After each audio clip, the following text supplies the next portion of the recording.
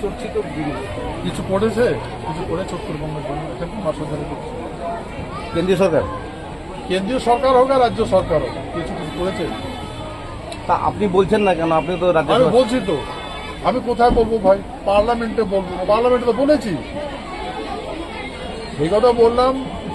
ভারতের উপরাষ্ট্রপতি আমাকে বলেছে আজ পর্যন্ত আমি যেটা পার্লামেন্টে তুলেছি, আজ পার্লামেন্টের ইতিহাসে আজ পর্যন্ত এত বড় ভোট দেখান উঠায়নি, কেউ উঠায়নি, আমি রিসেন্ট গতকাল শ্রমিক ভট্টাচার্য বিজেপির পশ্চিমবঙ্গের সভাপতি, কি বলবেন? আপনি এখনো রাজ্যসভার বিজেপির সভাপতি।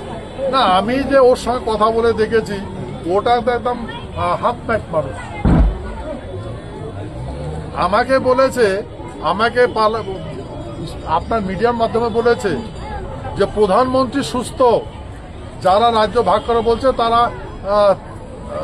মানে তাদের কথা বলতে পারছি না। মানে প্রধানমন্ত্রী সুস্থ, প্রধানমন্ত্রী বলছে রাজ্য ভাগ হবে না।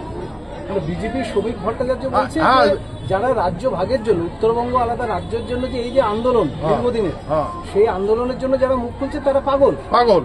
হ্যাঁ, আর প্রধানমন্ত্রী সুষ্ঠু মানুষ, এই মূর্খ জানে নাকি প্রধানমন্ত্রী অফিস থেকে রাজ্য ভাগ করার জন্য অর্ডার দিয়েছে। ওই কথা বলেছে, এই বুর্বক তুমি জানো? তুমি তো প্রধানমন্ত্রীকে পাগল বলছো। তো সেই বুর্বক লোকটাকে রাজ্যসভার সভাপতি বানিয়েছে, কি হতে পারে? এতে কি সমস্ত লোক জানে তো। পশ্চিমবঙ্গে কি আগামী দিনে পরিস্থিতি বিজেপির খারাপ হবে? কি বলবো আর, রেজাল্ট দেখবেন।